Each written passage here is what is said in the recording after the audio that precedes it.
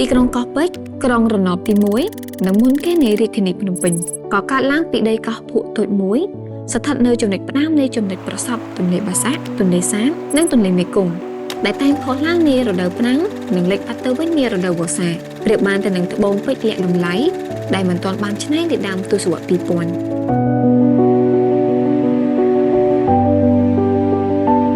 ប៉ុន្តែចាប់ពីឆ្នាំ 2007 កោះពេជ្រចាប់ផ្ដើមទទួលបានការតភ្ជាប់ដំបូងជាមួយនឹងច្រាំងទន្លេខាងកើតនៃរាជធានីភ្នំពេញក្រោយកោះពេជ្រក្លាយជាទិសដៅនៃការវិនិយោគដ៏ធំមួយនៃសាជីវកម្មវិនិយោគកម្ពុជាក្រៅប្រទេស OCIC ដែលបានកសាងអភិវឌ្ឍ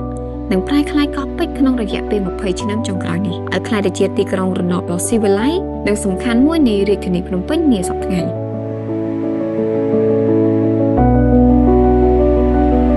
ថ្ងៃបច្ចុប្បន្ននេះទីក្រុងកោះពេជ្រត្រូវគេចាត់ទុកថាជាតំបន់ធុរកិច្ចសាជីវកម្មធំៗនិងអភិវឌ្ឍជាងគេដែលស្ថិតនៅកណ្ដាលបេះដូងនៃទីក្រុងភ្នំពេញ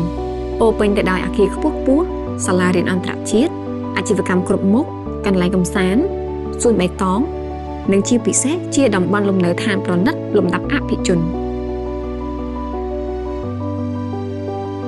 ទីក្រុងកោះពេជ្រមានផ្ទៃដីសរុបជាង 100 ហិកតាក្នុងនោះមាន 8 ហិកតាគឺជាផ្ទៃដីសួនបៃតងនិង 20,000 ម៉ែត្រការ៉េគឺជាបណ្ដុំការិយាល័យដែលដើរតួជាជម្រកសម្រាប់ស្ថាប័នធុរកិច្ចនិងអាជីវកម្មតូចធំជាង 700 ស្ថាប័ននិងមានអ្នករស់នៅរហូតដល់ជាង 25,000 នាក់ GIA Tower, Morgan Tower និង Diamond Twin Tower សុទ្ធតែជាអគារពាណិជ្ជកម្មប្រណិតស្កឹមស្កៃកម្រិតលំដាប់ដែលកំពុងបម្រើការជាការិយាល័យនៃក្រុមហ៊ុនអន្តរជាតិតូចធំជាច្រើនស្ថាប័នដែលកំពុងធ្វើប្រតិបត្តិការក្នុងប្រទេសកម្ពុជានេះគឺជាសញ្ញាបញ្ជាក់អំពីតម្លៃនិងអានុភាពនៃទីក្រុងកោះពេជ្រនាពេលបច្ចុប្បន្នក្រៅពីអគារការិយាល័យលំដាប់ទីក្រុងកោះពេជ្រក៏ជាតំបន់រស់នៅជម្រើសទី1សម្រាប់អភិជននិងអ្នកមានមុខមាត់ក្នុងសង្គមផងដែរជាមួយនឹងលំនៅឋានប្រណិតនិងមានវីរៈភាពព្រមទាំងសួនបៃតងដែលច្របាច់បញ្ចូលលំហអាជីវកម្មសម្រាប់ភោជនីយដ្ឋាននិងស្លាកយីហោធំៗដូចជា Central Park, Coconut Park, Trillium Park ដែលផ្ដល់នូវរសនិយមថ្មីមួយដល់អ្នករស់នៅការអភិវឌ្ឍជាបន្តបន្ទាប់ទាំងនេះជាហេតុផលដែលធ្វើឲ្យអចលនទ្រព្យក្នុងទីក្រុងកោះពេជ្រមានតម្លៃខ្ពស់កប់ពពកនិងបន្តកើនឡើងជារៀងរាល់ឆ្នាំទោះជាយ៉ាងនេះក្តីក៏តំបន់នេះនៅតែទទួលបានការចង់បានខ្ពស់និងស្ថិតនៅក្នុងរ៉ាដាការអភិវឌ្ឍរបស់វិនិយោគិនធំៗនិងរដ្ឋាភិបាលផងដែរបើយើងងាកទៅមើលតំបន់ដូចគ្នានៃប្រទេសជិតខាងដូចជាទីក្រុងបាងកក ហូជីមិញនិងសង្ហបុរីជាដើម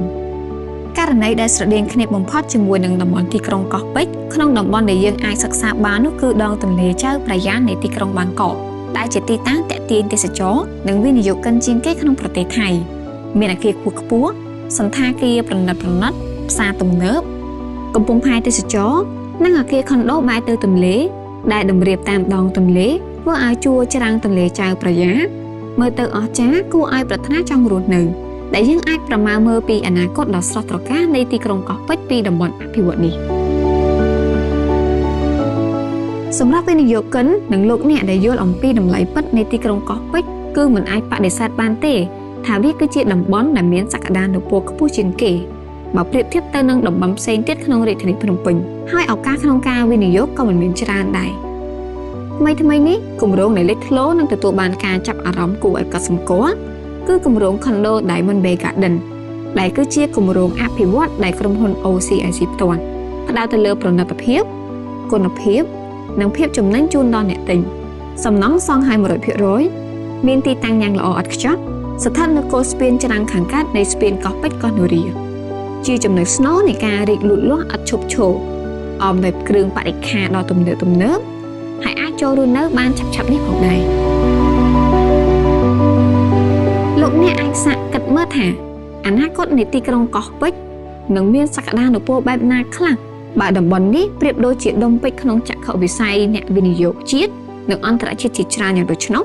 តម្លៃអចលនទ្រព្យនៅក្នុងទីក្រុងកោះពេជ្រកើនឡើងជាលំដាប់និងរៀងរាល់ឆ្នាំដែលចោទជាចំណោទដល់លោកអ្នកដែលជាអ្នកវិនិយោគថាតើលោកអ្នកគួរមើលរំលងនៅឱកាសដ៏កម្រជាមួយនឹងគម្រោងល្អដូច Diamond Bay Garden នេះដែរឬទេ